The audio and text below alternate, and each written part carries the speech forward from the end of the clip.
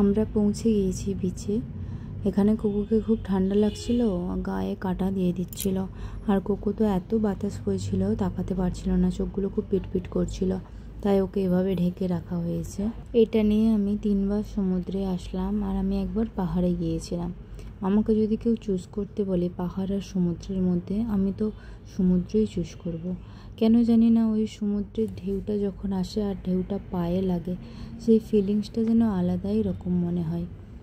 এখানে আমরা সবাই মিলে একটু ফটো ক্লিক করে নিচ্ছিলাম, আর তারপর আমরা এগিয়ে এগিয়ে যাচ্ছিলাম কোথা দিয়ে নামা যাবে সেটা দেখার জন্য। তারপর কোকোর টুপি কেনা হবে, আমাদের টুপি কেনা হবে। সামনেই একটা দোকান দেখতে পেয়েছি। এখানে খুব রোদ ছিল, তাকানো যাচ্ছিল না, আর খুব বাতাস বইছিল।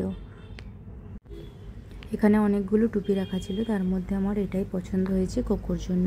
আমি এটাই নিয়েছিলাম। এটা 100 টাকা নিয়েছিল।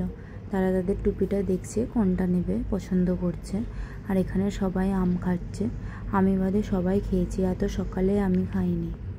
তাদের টুপিটা 150 টাকা বলছিল, মানে বড় টুপি 150 টাকা। আমিও একটা টুপি নিয়েছি, সেটাও 150 টাকা বলছিল, কিন্তু কম করতে বলার কারণে 130 টাকা করে নিয়েছে।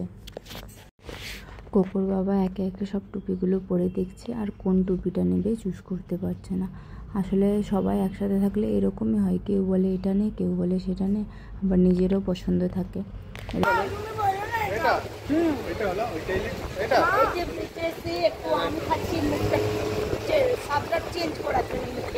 কোনটা নেই?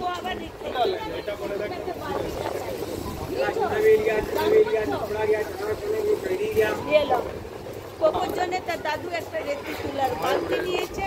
কত টাকা? তোমরা পড়বে, তোমরা যেটা ভালো লাগবে সেইটা নাও। আবার টুপি কিনবে। আর ওই লাইট কালারের পরে দেখো না, লাইট কালারের ওই লোকটা